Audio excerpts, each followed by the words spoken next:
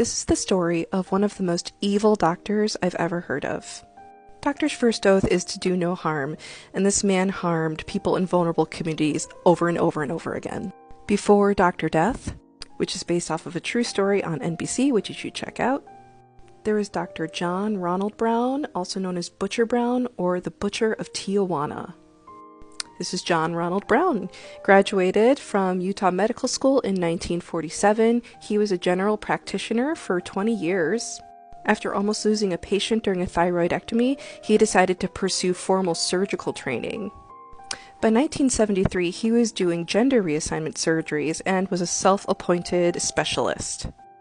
And he was actually hailed as a hero in the trans community. Bear in mind that this is the 70s, and it's kind of the Wild West for LGBTQ issues, especially gender reassignment surgery. And most of his patients were trans people who couldn't afford the fees of reputable surgeons. And in the community, they actually called his house the House of Dreams. The sad reality was that it was more of a house of nightmares.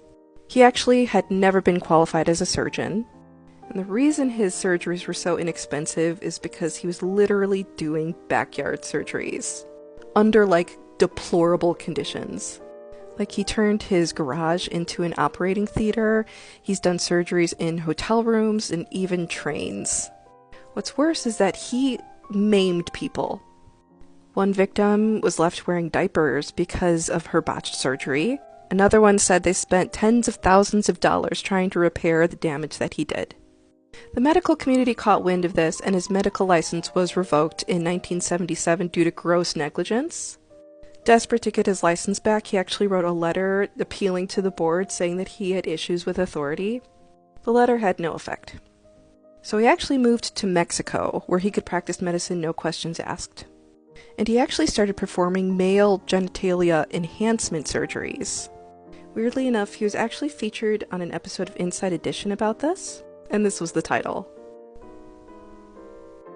Yeah, and I read that during the episode, he was performing a surgery and the man actually woke up in the middle of the surgery screaming, but he played it off like it was normal. That actually led him to being sentenced to 3 years in prison, where he served 18 months. His downfall was in 1998, when he performed a leg amputation on somebody suffering from body integrity identity disorder.